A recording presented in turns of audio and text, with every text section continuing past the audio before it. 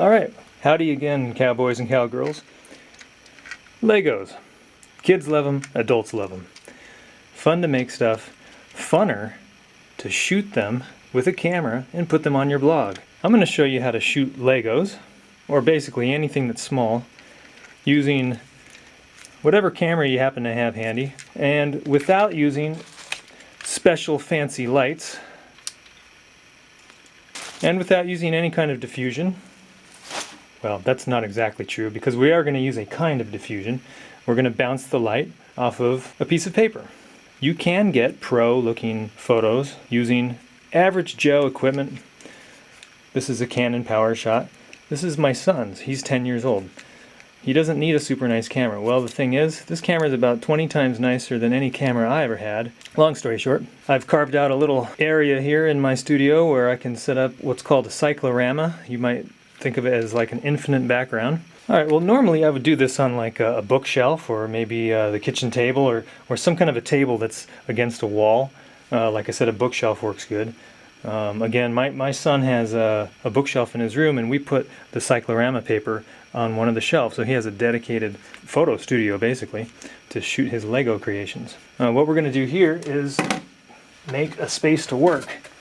So, and in the biz, the infinite wall is called a cyclorama, aka cyc. It's a curved background.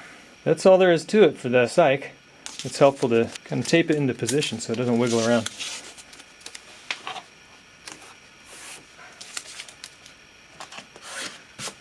You may or may not need to use a small tripod or a large tripod to get your camera at the right height. Typically when you're shooting Legos, oops, I see I've already busted it. You're going to be at basically ground level, so I usually just sit the camera flat on the surface. If you need to raise it up a little bit, you can use a pack of smokes, can of chewing tobacco, box of condoms, maybe a rectangular douche. Anyways, so the light in this particular room is pretty crappy.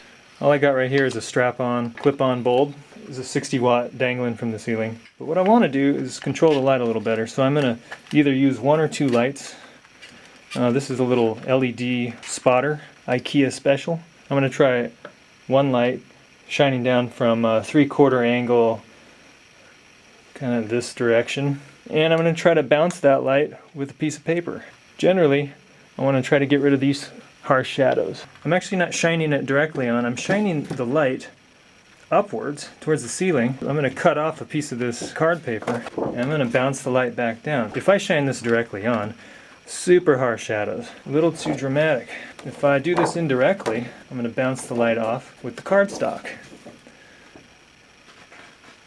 A lot softer shadow. Now, just a note of safety. This thing looks pretty harmless, but it does get hot, and you should be careful whenever you're about to clip paper to a light.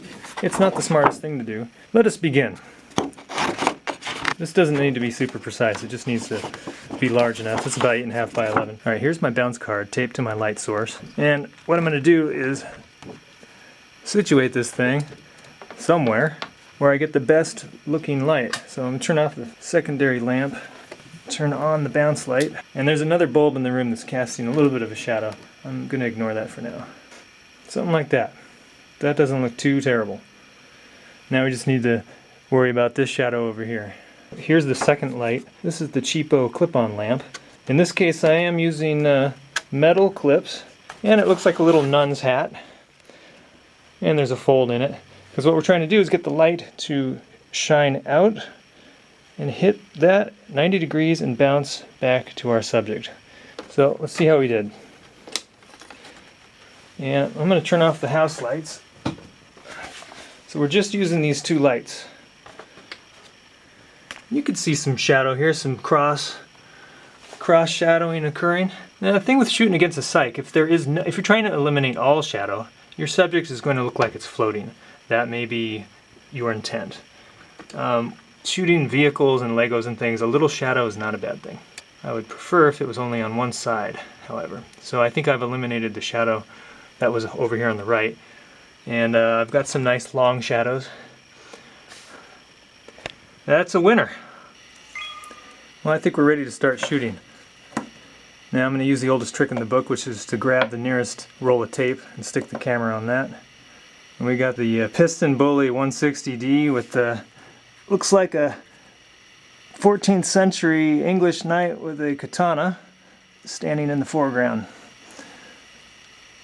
This will be a good one. We'll get his sword blade turned down a little bit.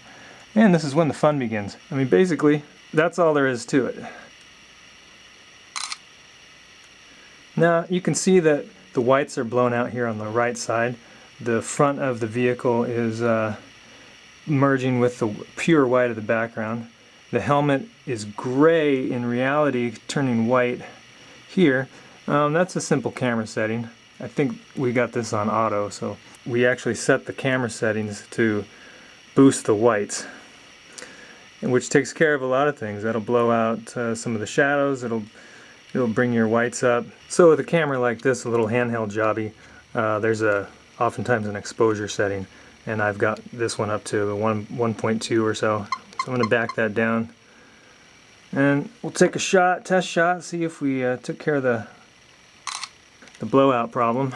That's a sight better. I mean, everything's globally a little bit darker.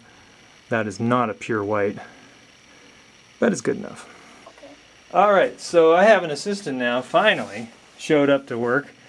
Let's swap out the snowcat here with the other snowcat. So we're swapping out the piston bully with the Bombardier 400. Yoda riding shotgun. Let's get him down. We'll put him in the foreground. Bombardier. Bombardier? If it was just bombardier, it would be like bomb a deer. In the remote coral reefs, marine biologists sometimes use dynamite.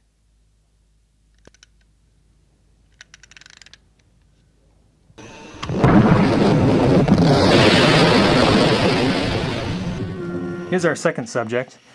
Because of the way, well, I'm not using a tripod on purpose here, just to show you can use whatever you got handy.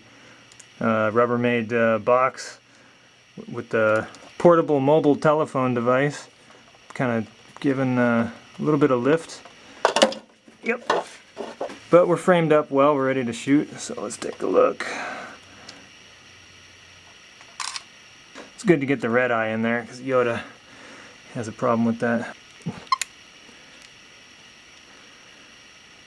So one little rookie error here is that because the subject is so close to where the cyc begins and the light source is low, the shadow is curving up in the background. And that can look a little goofy.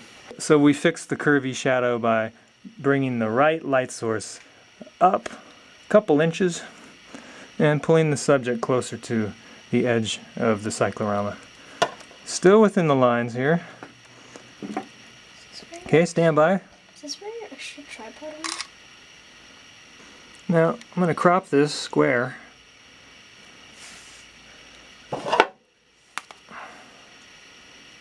And when I do that, Yoda's getting awfully close to the left side.